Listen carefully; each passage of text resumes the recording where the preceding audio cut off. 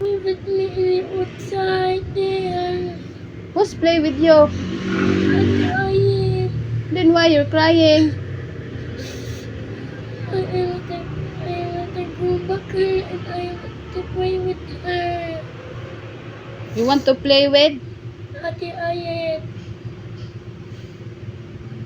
Where is she?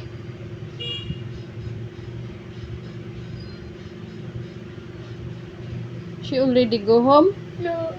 Yes.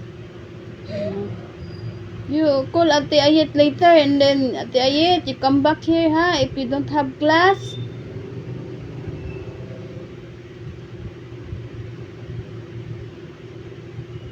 Ate Ayet.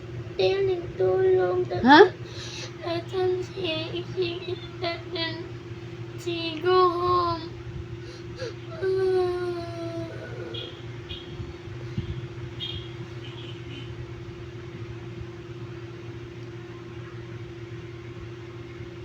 Because you sleep. That's why she go home.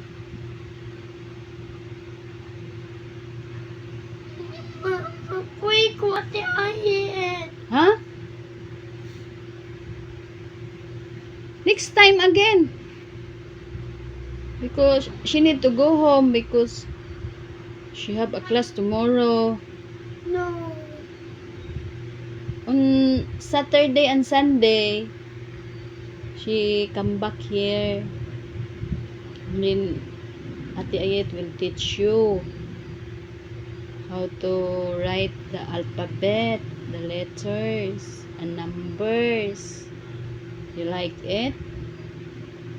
And then after Ate Ayet teach you, you will play. And then it's snack time. Stop crying.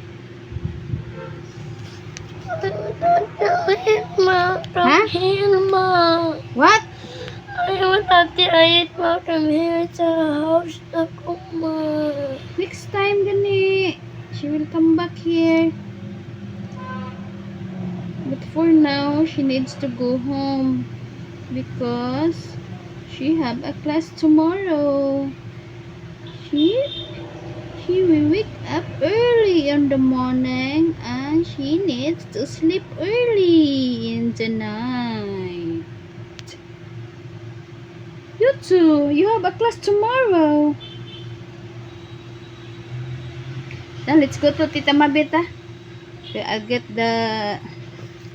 something there.